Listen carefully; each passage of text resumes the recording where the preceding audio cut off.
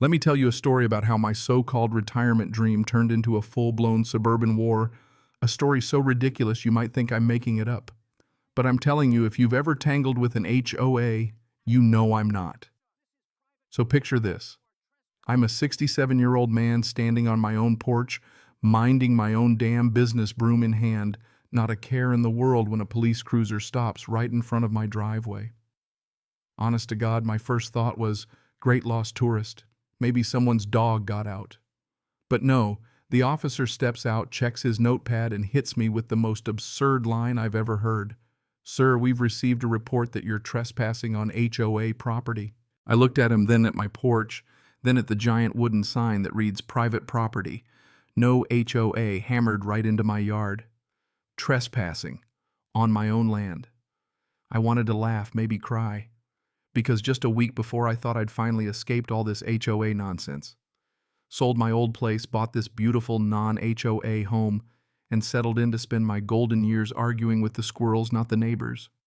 But apparently the universe or the HOA had other plans. Now, I didn't always loathe HOAs.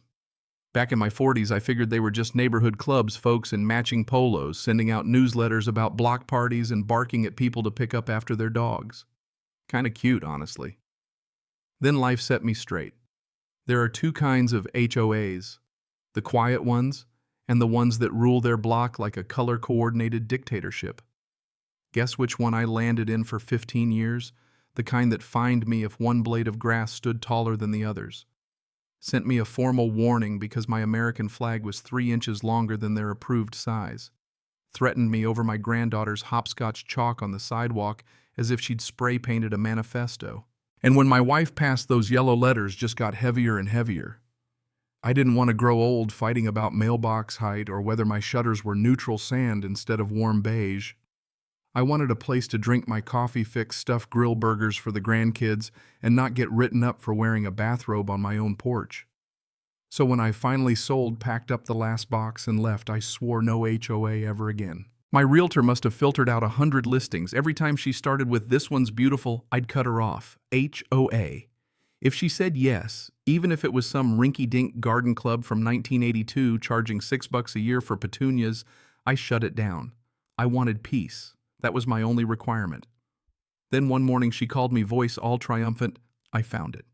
No HOA. Quiet street. Big trees. County map says you're free and clear. I drove over before my coffee got cold. That house, it was everything I didn't know I still wanted. Brick 2-story, late 70s at the end of a cul-de-sac shaded by maples. Big enough yard wraparound porch driveway, perfect for my truck. The moment I stepped on that porch, I felt safe. Like I could breathe for the first time in years. We checked everything: deed, plat, map, zoning, county registry. All said the same thing: no HOA, none. I nearly hugged the county clerk. Closed the sale a month later and called my kids. I'm finally home. Moving in was pure joy. My son and his kids ran wild through empty rooms. My daughter fussed over the spice rack. My old buddy Mark even drove 2 hours just to help me lug my workbench into the garage. We ate pizza on boxes in the living room, grease stains and all. My granddaughter drew a heart on the floor with pizza grease. Nobody cared. No rules, just family, laughter, freedom. "This is it, Dad," my daughter said. "You made it home." And I believed her. But looking back, I missed a detail. There was a woman down the street, clipboard in hand, just watching. Maybe nosy, maybe just curious about the new guy. But she watched too long. And that's when my new adventure really started. Next morning, I'm out marking off where I want to put a little wooden garden border. Just enjoying my lawn, the soft sun, the birds, when I hear a car creeping up. Black SUV, tinted windows, chrome trim. The door opens, out steps clipboard lady in a pastel blazer, heels clicking on the pavement like she's walking into a board meeting. She smiles, but not the friendly kind, more like she's about to repo my soul. "Good morning," she says. "I'm Karen Miller, president of the Maple Grove Estates Homeowners Association." My blood ran cold. Did she have the wrong street? I moved here to get away from people like her. I kept it polite. "Nice to meet you. But this property isn't part of an HOA." She just blinked, tilts her head like she's talking to a confused child. "Oh, I'm afraid that's not accurate. This street, including your driveway, is now under HOA jurisdiction per our newly amended plat. She flips her clipboard. Technically, you were required to submit a residency application and request approval for all community common areas. Common areas. My driveway. My porch. My patience snapped. I checked the deed, the county records. She interrupts. Deeds can take time to update. In the meantime, we enforce boundaries as recognized by our association. She starts in on how I'm occupying HOA-managed land without authorization. Then she tells me I can't even put in my little garden border without HOA review. I'd moved here to escape this lunacy, and here it was marching up my driveway in pastel and heels. Karen planted herself right on my property line, daring me to protest. I did my best to stay calm. Karen, I think there's been a misunderstanding. This house has never been part of any HOA. She gives me a smile that could curdle milk. That's what you believe. But as of last year's plat amendment, this street is subject to Maple Grove Estates. She taps her clipboard, her Bible. I've met my share of bureaucrats, but her smile had cracks in it. You're required to cooperate while boundary clarifications are resolved, she insists. Boundary clarifications? I mutter from my own driveway. Yes. I couldn't help but laugh, more out of disbelief than anything. What exactly are you accusing me of trespassing? She's dead serious. She rattles off more legal threats about compliance fines, leans my living situation. She hints that they know I live alone. It's intimidation, pure and simple. I step closer, lowering my voice. Don't ever suggest things like that again. And don't come on my property without being invited. She doesn't blink. One day you'll wish you'd been more cooperative. Then she parks her SUV across the street and just sits there staring. I try to ignore her, but after half an hour of being watched, I walk over and knock on her window. Are you going to sit here all day? She rolls it down 2 inches, grins, and basically tells me she'll show me the paperwork soon enough. When I threaten to call the police, she tells me to go ahead. So I do. But when the officers finally arrive, she's disappeared. They tell me it's just HOA drama. They'll file a report, but unless she actually destroys property, there's not much they can do. That night I found a letter slipped under my door, no postage, no return address, notice of unauthorized occupancy.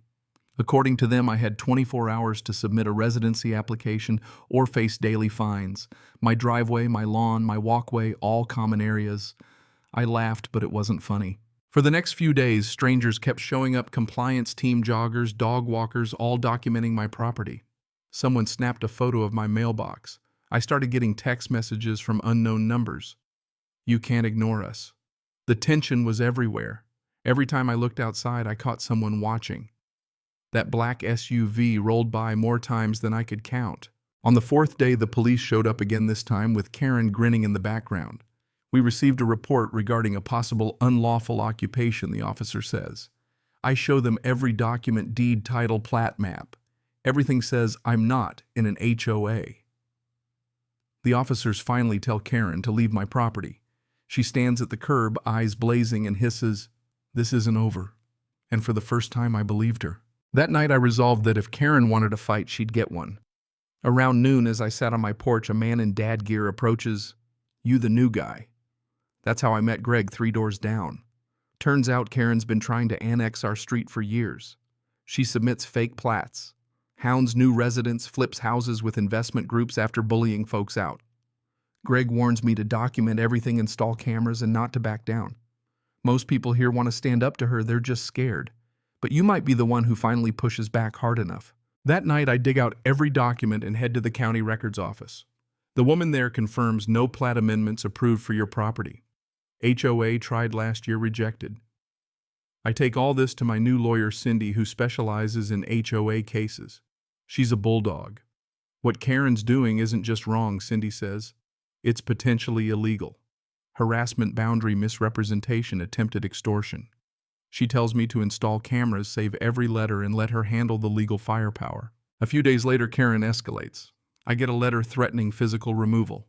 I forward it to Cindy. She files a complaint with the county, the sheriff, and the DA. At this point, Karen shows up at my door with 2 compliance officers, big guys in matching polos, cracking their knuckles. I call the sheriff. The deputies tell Karen and her muscle to leave, making it clear. This property is private. HOA rules do not apply. Karen's pale as a ghost but still spits. This isn't over. But the avalanche is already rolling.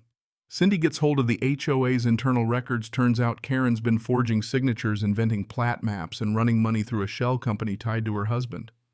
She's not just power hungry, she's been cashing in by annexing homes and funneling dues to herself.